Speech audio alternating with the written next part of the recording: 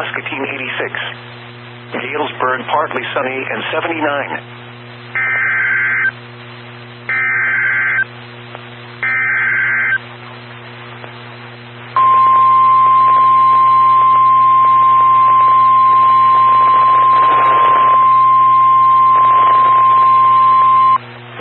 Weather Service in the Quad Cities has issued a severe thunderstorm warning for northeastern Henry County until 4:45 p.m.